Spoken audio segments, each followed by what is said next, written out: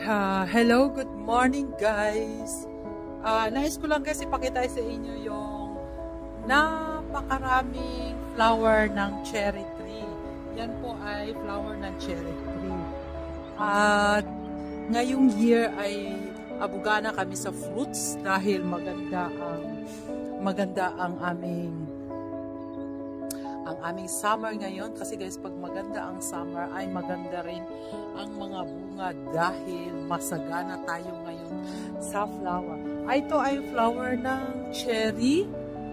Ayan marami siya guys. Pakita ko lang ha, kasi nandito ako guys sa kalsada.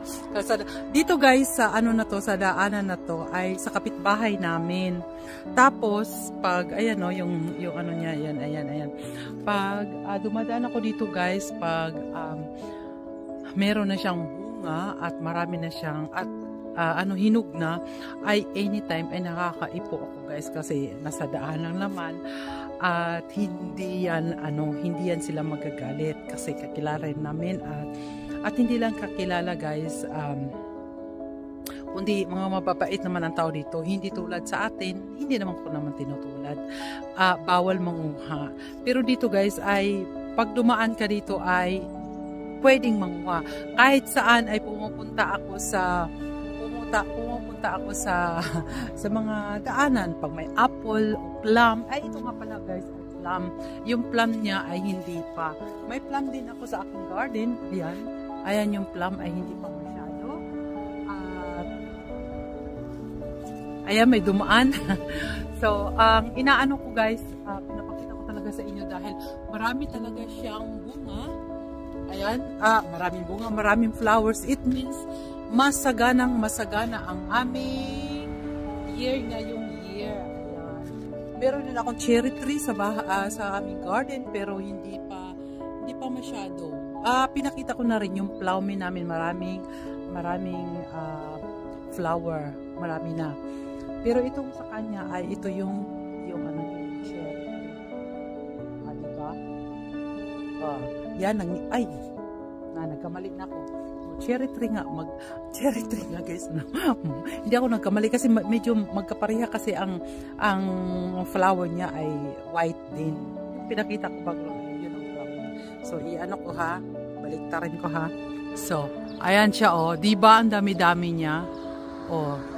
Di ba masagana ang aming year ngayon. At ayun yung doon pa sa ayan yung plowman. Ayan, hindi pa yung sa akin. Hindi pa rin masyado, pero maganda na rin. So, ayan tingnan nyo guys. Niya talaga, napakarami niya. Diba? Ayan. Kaya, guys, ngayong year ay talagang masagana kami sa fruits. Ayan, masagana kami sa fruits ngayong year. Dumaan ako dito guys kanina. Nakita ko na to kanina at sabi ko kuhaan ko uli. Yan. Ibalak. So, ayan. Ay, kapitbahay namin. Pwede guys, pwede naman mag-video. Ano ba? Bakit hindi? Diba? Ayan guys, ayan din sa dulo. Diba? Ang ganda-ganda niya. Yun lang guys, at lang ako dito sa aming kapitbahay dahil nga maganda nga ang bulaklak niya, at siyempre ganun lang talaga guys, diba? Masyado to yung issue, so diba maganda pa rin.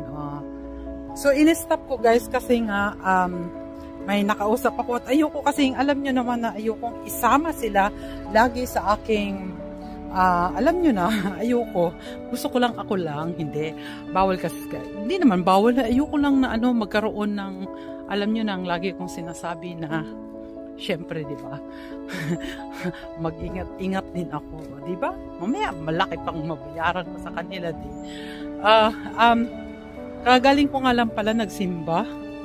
At yun nga, nadaanan ko yun. Kaya, ayun, pauwi na ako. At masaya ako ngayong araw guys, dahil nga basta nakaabot na ako ng isang taon na naman. Ngayon, ngayong umaga na naman ang aking paglalakad ay unang paghakbang ng aking mga paa sa susunod na naman na taon. Kasi ganun lang talaga, di ba? ganun lang tayo guys. At salamat, maraming salamat sa lagi niyong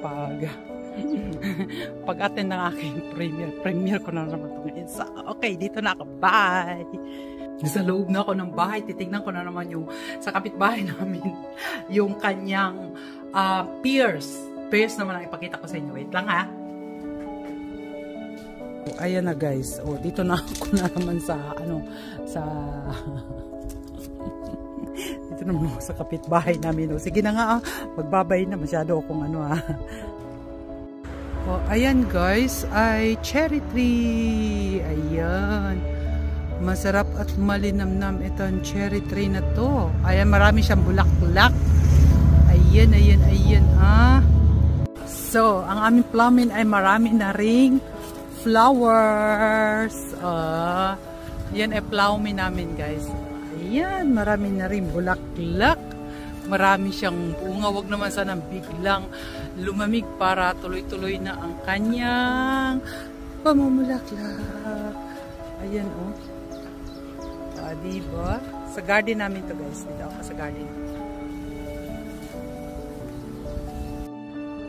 So guys, tingnan nyo guys ang flower ng pears.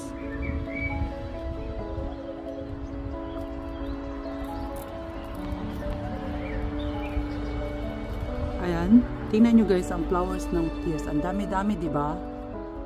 At ayan na ang kanyang mga bulaklak. At